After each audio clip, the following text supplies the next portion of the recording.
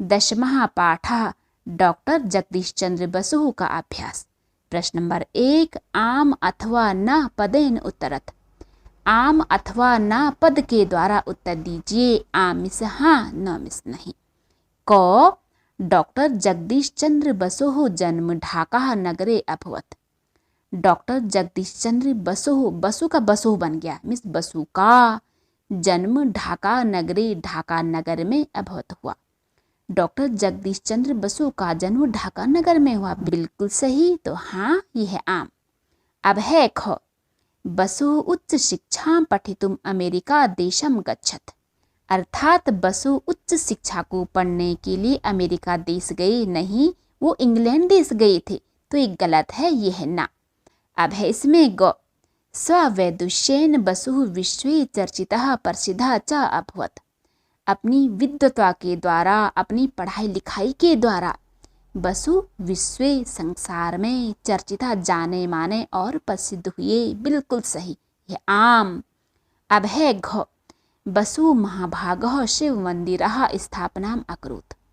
बसु महोदय ने शिव मंदिर की स्थापना की, कलकत्ता में नहीं, उन्होंने विज्ञान मंदिर की स्थापना की थी कलकत्ता में। तो ये गलत है, तो इसलिए ये है ना। अब है इसमें प्रश्न नंबर 2, प्रश्नानाम उत्तराणि लिखत। प्रश्नों की उत्तर लिखिए। पहला है को, इदानीम ढाका नगरम कुत्र अस्ति।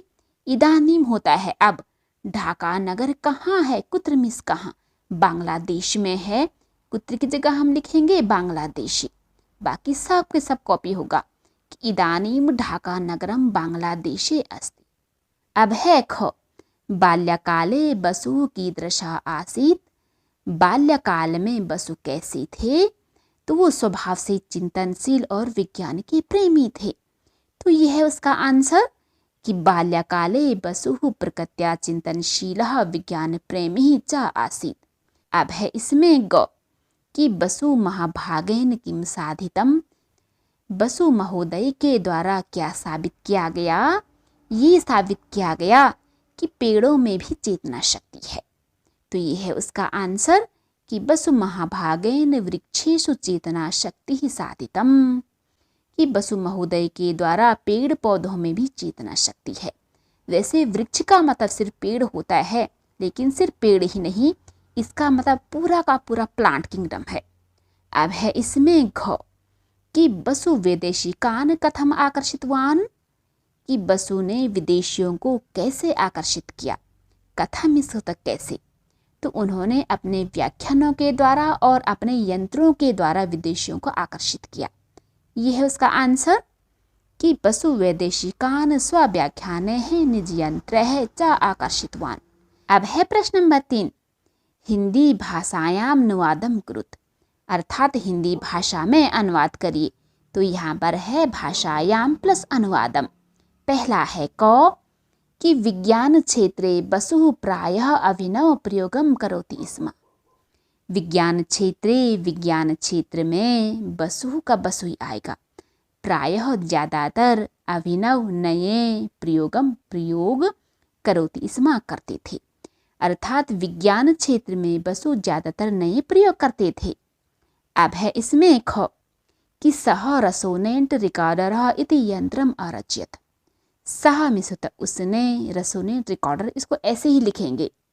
इति मिस होता नामक, यंत्र मिस यंत्र, अरचयत मिस बनाया। अर्थात उसने रेसोनेंट रिकॉर्डर नामक यंत्र बनाया। अब है इसमें ग, तेन प्रदर्शितम यत वृक्षेषु जीवनी शक्ति भवति। तेन होता है उसके द्वारा, हालांकि हम रिस्पेक्ट देने के लिए उनके द्वारा बोलेंगे, लेकिन यहाँ पर हमें वचन का स्पेशली ध्यान रखना होता है जब हम ट्रांसलेट करते हैं, इसलिए यहाँ पर हम उसके द्वारा ही लिखेंगे सिंगुलर फॉर्म में।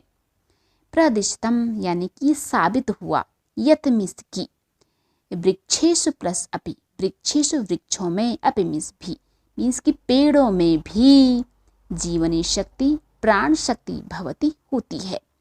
अर्थात उसके द्वारा साबित हुआ कि पेड़ों में भी प्राण शक्ति होती है। अब है इसमें घ, क्रिस्टोग्राफ इति यंत्रम सूक्ष्म पदार्थानाम साक्षात्कारम कारयति। क्रिस्टोग्राफ को ऐसे ही लिखेंगे, इति मिस होता नामक, यंत्रम मिस यंत्र, सूक्ष्म पदार्थानाम, सूक्ष्म होता है बहुत छोटे, पदार्थानाम पदार्थों का, साक्षात्कारम इस दर्शन कार्यति कराता है, अर्थात क्रिस्टोग्राफ नामक यंत्र बहुत छोटे पदार्थों का दर्शन कराता है। अब है प्रश्न नंबर 4, मंजूषातः क्रियापदानि चित्वा रिक्त स्थानानि पूरयत। मीन्स मंजूष से क्रियापदों को चुन करके रिक्त स्थानों को पूरा करे। तो ये बॉक्स है, इसको बोला जाता है मंजूष, इससे हमें चुनना है। इसमें क्रियापद दिए हैं। पहला है क, तस्य पितुः नाम भगवान चंद्रः बसु। मीन्स उसके पिता का नाम, पितुः मीन्स पिता का, उसके पिता का नाम जगदीश चंद्र बसु तब आसीत था। अब है इसमें ख, प्राथमिक शिक्षा कोलकातायाम अभवत। मीन्स शुरुआती शिक्षा कोलकाता में हुई, किसकी? जगदीश चंद्र से। अब है इसमें ग, वृक्षेष्वपि वर्तते। मीन्स पेड़ पौधों में भी है, क्या है? जीवनी शक्ति ही। अब है इसमें घ, कि वसु विज्ञान मंदिरम अस्ति। वसु विज्ञान मंदिर है कहाँ? कोलकाता में, कोलकातायाम। अब है इसमें प्रश्न नंबर 5, उदाहरणानुसारम इसम पदम योजित्वा क्रियापदानि रचयत। मीन्स उदाहरण के अनुसार इसम पद को जोड़ करके क्रियापदों को रचिए। उदाहरण, अभवत मिस भवति, इसमा मिस होता था। तो होता ये है, जब भी किसी लट लकार में इसमा हम जोड़ते हैं तो वो लंग लकार का सेंस हमें देता है। भवति मिस होता है तो भवति इसमा मिस होता था, जो कि बिल्कुल अभवत की तरह हमें देता है अर्थ। अगच्छत मिस गच्छति, इसमा जाता था। अकरोत मिस करोति, इसमा करता था। अलिखत मिस लिखति, इसमा लिखता था। अक्रीडत क्रीडति, इसमा मिस खेलता था। अपठत पठति, इसमा पढ़ता था। अहसत मिस हंसति, इसमा हंसता था। अब हंसी नहीं आ रही है। अपिबत मिस पिबति, इसमा पीता था।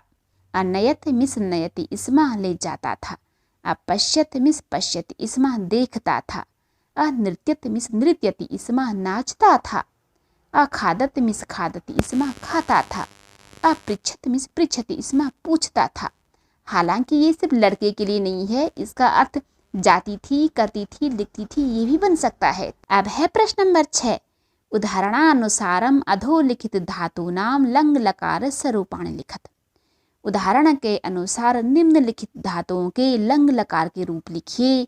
लंग लकार का अर्थ होता है पास्ट टेंस।